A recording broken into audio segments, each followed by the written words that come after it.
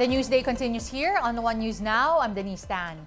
PhilHealth's corporate website and member portals are up and running again following the Medusa ransomware attack on September 22.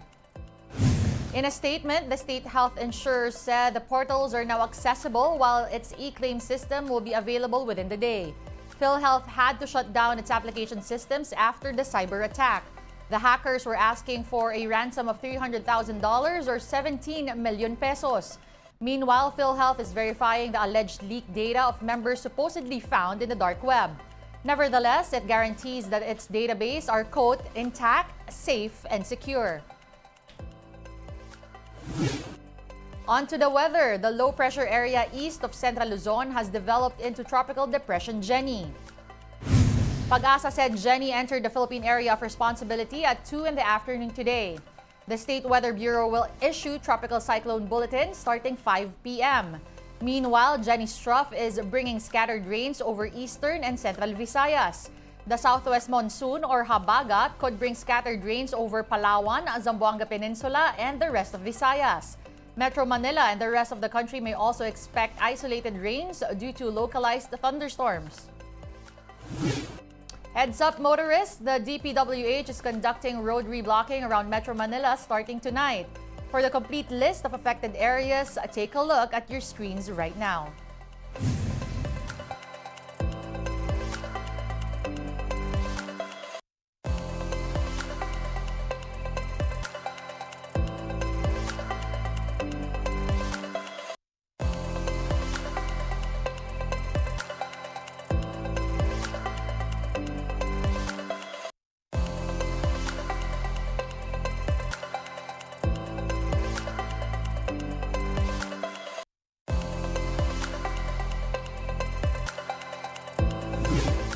More stories coming your way after a quick break. Stay with us.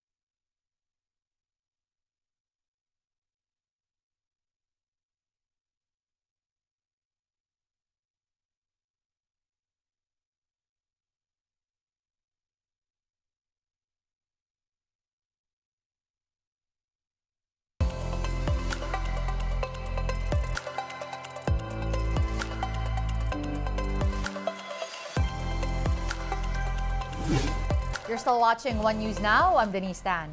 The Health Department and the Commission on Higher Education have signed a memorandum of understanding to mitigate the shortage of nurses in the country.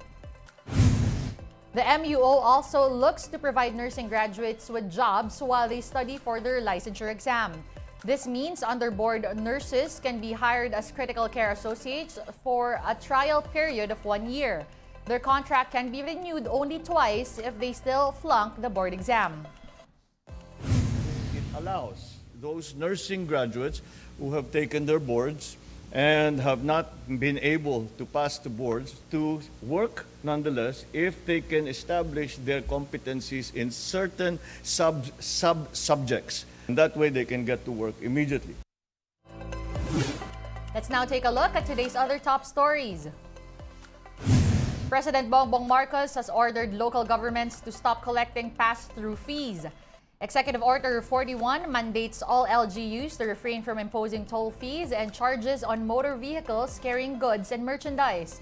This covers national roads and other routes not financed by LGUs. The EO hopes to reduce costs on transporting goods which are passed on to consumers in the form of more expensive products. The police has filed double murder and frustrated murder cases against a cop involved in a shooting in Malabon. The NCRPO says administrative charges are also being prepared against patrolman Azenjo Del Rosario. Del Rosario supposedly shot 3 people, including a suspected drug personality, inside his home. The cop was also caught on CCTV going in and out of the crime scene. In defense, the police officer said he's only doing his job. The Free Legal Assistance Group has sought protection from the Supreme Court for 2 activists allegedly abducted by state forces. Environment activists Jed Tamano and Jonila Castro have filed the writ of amparo and habeas data. If granted, members of the NTF-L CAC and 70th Infantry Battalion will be barred from approaching the 2 and their families.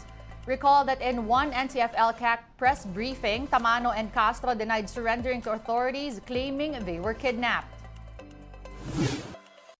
On a lighter note, Disney on Ice returns to Manila just in time for the holiday season. The Ice Skating Concert's 2023 edition will take Filipinos on a magical journey through several Disney tales such as Frozen, Moana, and Coco. Of course, famous Disney princesses will also be present on the skating rink, including Belle, Cinderella, and Ariel. Manila Disney on Ice will have 26 shows that will run from December 22 until January 7, 2024 at the Mall of Asia Arena. So you're going to see a lot of aerial stunts, you're going to see a lot of larger video components as part of the show, but really it's going to have a journey through your favorite Disney stories. We would want to make it as affordable as possible, so prices start at $300. Depending on the show, from December 22nd until January 7th, you'll be able to have time to be able to catch it with the entire family. The reason why we really partner with Disney is because we share the same values about family. So for PLDT Home subscribers, we're actually giving free tickets coming very, very soon. One News Now will be back at 6 p.m. with the day's latest stories. See you then. I'm Denise Tan. We are One News.